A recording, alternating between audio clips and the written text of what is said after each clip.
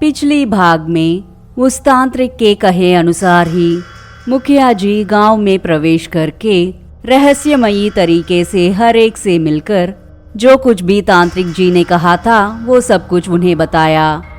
ये सुनकर कुछ गांव वाले इस तरह कहने लगे, मुखिया जी आप ही ने कहा था ना कि हम अगर उस गुफा में छुप जाएंगे तो हम बच जाएंगे, लेकिन अब उस गुफा में खतरा है कह रहे हैं।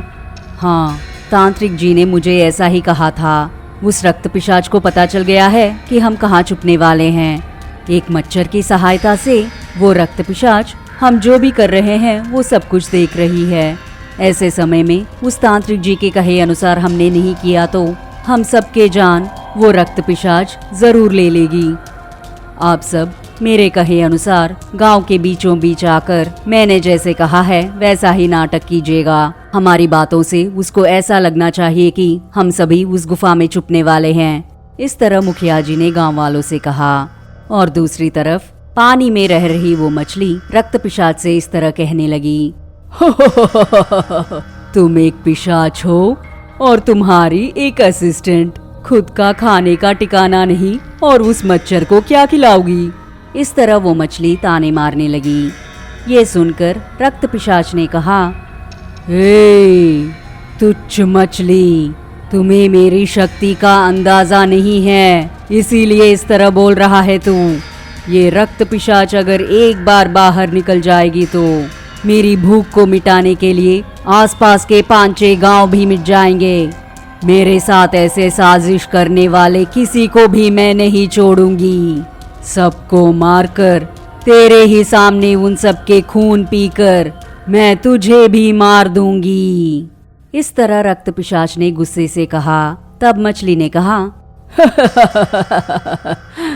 खाने के लिए कुछ नहीं है लेकिन फिर भी इतना स्वाभिमानी से बात कर रही है। बड़ी आई रक्त पिशाच कहने वाली। तुझे बाहर निकलने के लिए 5 दिन लगेंगे, अब सिर्फ 2 दिन ही पूरे हुए हैं, अब और 3 दिन ही बाकी हैं। कल तो तूने मुझसे बड़ी बड़ी बातें कही थी, गांव में बारिश लाएगी, बाढ़ लाएगी और उस बाढ़ के द्वारा हम गांव में प्रवेश कर सकते हैं, ये सब कुछ कहा था ना तूने। अब क्या हुआ, सब ऐसे एवं बातें हैं क्या? ऐसा कहकर वो मछली हंसने लगी।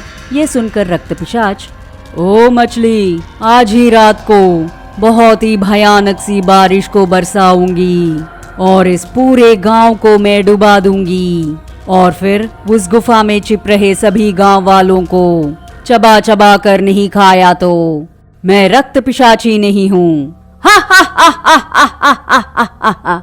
इस तरह जोर से हंसने लगी।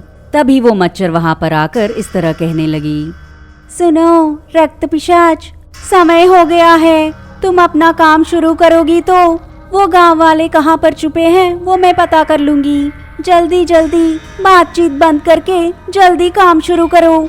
इस तरह वो मच्छर कहने लगी। और इस तरफ गांव में अगले दिन गांव के सभी लोग जैसे मुखिया जी ने कहा था वैसे ही गांव के बीचों बीच समावेश हुए। जब गांव वाले सभी वहां पर समावेश हुए तभी वहां के एक पेड़ पर मच्छर भी बैठ गई। उसे देखते ही मुखिया जी जानबूझकर जोर जोर से बातें करने लगे ताकि वो मच्छर सुन सके। गांव वालों, ध्यान से सुनो, हम सभी एक बड़े खतरे में हैं। हमारा गांव भी खतरे में है।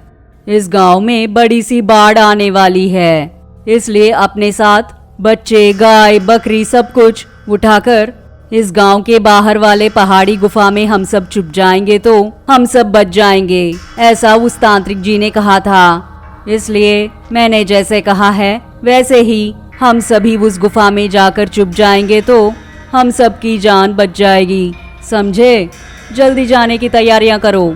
इस तरह मुखिया जी ने गांव वालों से कहा। तब गांव वालों ने कहा, जरूर मुखिया जी, अभी इसी वक्त हम निकल जाएंगे।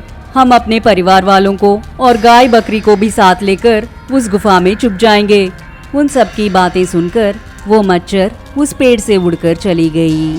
उसके तुरंत बाद मुखिया जी गांव वालों से इस तरह कहने लगे, देखा ना, वो मच्छर अब तक हम जो भी बात कर रहे थे वो सब कुछ सुनकर उस रक्त पिशाच को बताने के लिए कैसे उड़ गई।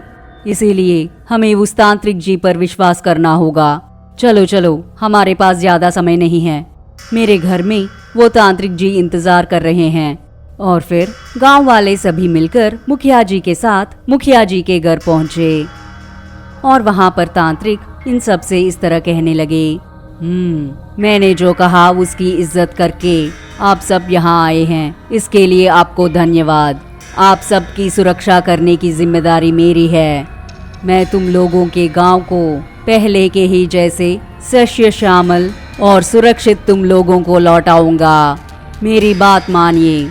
अब मैं आपको मेरी माया शक्ति से मेरी गुफा में प्रवेश करवाऊंगा और वहां पर तुम लोग सुरक्षित रह पाओगे।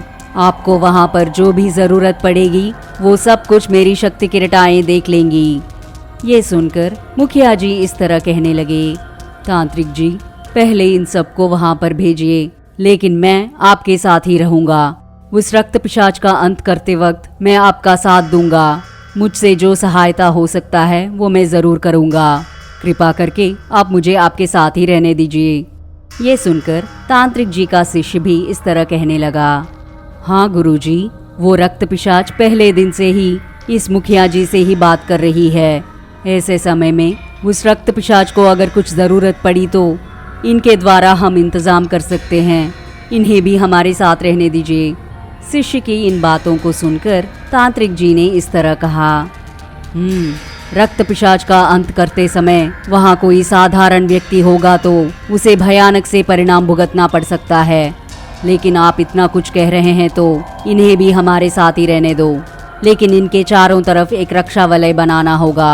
ये उस रक्षा वलय में रहने की वजह से वो रक्त पिशाच इन्हें कुछ नहीं कर पाएगी। ऐसा कहकर तांत्रिक जी अपना मंत्र दंड उठाकर कुछ मंत्र पढ़ के गांव वालों को तांत्रिक जी के गुफा में प्रवेश करवा दिया। ये देखकर गांव वाले सभी इस तरह सोचने लगे, अरे वो बहुत ही महान तांत्रिक जी हैं। वहां से यहाँ तक हम एक चुटकी में आ गए। अगर वो तांत्रिक जी हमारे गांव में रहेंगे तो हमारे गांव को कोई खतरा नहीं होगा। ये सोचकर गांव वाले खुश हुए। और दूसरी तरफ वो मच्छर गांव वालों की बातें सुनकर उड़ते हुए रक्त पिशाच से मिलने के लिए आ रही थी। और वो मछली मच्छर को देखकर इस तरह कहने लगी, बड़ी आई मच्छर दीदी, मच्छर दीदी, मच्छर दीदी। ओए रक्त पिशाच, तुम्हारी मच्छर दीदी आ गई है। तुम दोनों जो बात करने वाले हो वो जल्दी से बात करके गांव में जल्दी से बाढ़ लेकर आओ और फिर उस गांव के अंदर जल्दी से चले जाते हैं। तुझे और मच्छर को देखकर मुझे बड़ा मजा आ रहा है। मच्छर दीदी, मच्छर दीदी, मच्छर दीदी। मछली की ऐसी मजाक भरी बातों को सुनकर, ए मछली, तेरा खेल अब खत्म। अगर मुझे गुस्सा आया ना, गांव वालों से पहले तुझे मारकर तेरी खून पी जाऊंगी। शायद तुम भूल गई हो, आज से पूरे 5 दिन खत्म हो जाएंगे। ठीक आज के शाम को 6 बजे के समय पर मैं मुक्त हो जाऊंगी। और उससे पहले ही बाढ़ की सहायता से उस गांव में प्रवेश करके उस गांव वालों को मारकर खा जाऊंगी। तूने अगर ज्यादा होशियारी की तो तुझे भी मार के खा जाऊंगी। इस तरह रक्त पिशाच जोर से हंसने लगी और तभी मच्छर इस तरह कहने लगी, ओ रक्त पिशाच, जल्दी जल्दी तुम अपनी शक्तियों का प्रयोग करके गांव में बाढ़ लेकर आओ। गांव वाले सभी उस गुफा में छिपने के लिए सारी तैयारियां कर चुके हैं। ये तुम्हारे लिए सुवर्ण अवकाश है। तुम्हें इंसानों के साथ साथ उनके द्वारा पाले जाने वाले बहुत सारे पशु भी खाने को मिलेंगे, लेकिन वो सभी उन सबको लेकर उस गुफा में जाने वाले हैं।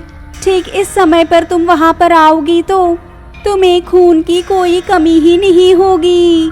मच्छर की कही इन बातों को सुनकर रक्त पिशाच ने कहा, बहुत अच्छी बात कही है तूने मच्छर। तुमने मेरी जो सहायता की है उस सहायता को मैं अपनी जिंदगी भर नहीं भूलूंगी। तुम्हें कभी भी कोई जरूरत पड़ने पर इस रक्त पिशाच के पास आओगे तो मैं तुम्हारी मनोकामना को जरूर पूरी करूंगी। अब मुझे बंदी बनाने वाले उन इंसानों से बदला लेने का समय आ गया है। रक्त पिशाच की शक्ति प्रदर्शन करने का समय आ गया है। ओई मेघात्परा, इस रक्त पिशाच की बात मानकर जोर से बारिश बरसाओ। ओम क्रीम मेघवर्षिणी, ओम क्रीम पिशाच रूपनी, ओम क्रीम कालकंकणी। इस तरह वो मंत्र पढ़ने लगी। ये सब देखकर मछली इस तरह कहने लगी, क्या हुआ? क्यों इतनी जोर जोर से मंत्रों को पढ़ रही हो? तूने कहा कि जोर से बारिश बरसाओगी, क्या हुआ? एक बूंद भी नहीं गिरा। इस तरह मछली मजाक कर रही थी और ठीक उसी समय एकदम से अचानक बहुत जोर की बारिश होने लगी। ये देखकर रक्त पिशाच ने इस तरह कहा, ओए मछली, देख लिया ना इस रक्त पिशाच की शक्ति को। मैंने अपनी पिशाच शक्तियों का प्रयोग करके इतनी जोर की बारिश को बरसाया है। अब जोर से बारिश बरस रही है। अब से कुछ ही देर में पूरे गांव में बाढ़ आ जाएगा और वो गांव डूब जाएगा और फिर इस नदी की पानी का स्तर भी ऊपर आ जाएगा। इस तरह ये नदी का पानी उस गांव के पानी से मिल जाएगा। ऐसे समय पर तुम्हें गांव में प्रवेश करना होगा, समझे? इस तरह रक्त पिशाच ने मछली से कहा। ये सुनकर वो मछली इस तरह कहने लगी, मैंने तुझे कम आंका है। तेरे पास में सच में ही शक्तियां हैं। बहुत अच्छे, ठीक है, तेरे साथ साथ मुझे भी शाप विमोचन मिल जाएगा। चलो चलते हैं। इस तरह वो बातें कर रहे थे और तभी गांव में पानी का स्तर धीरे धीरे बढ़ने लगा।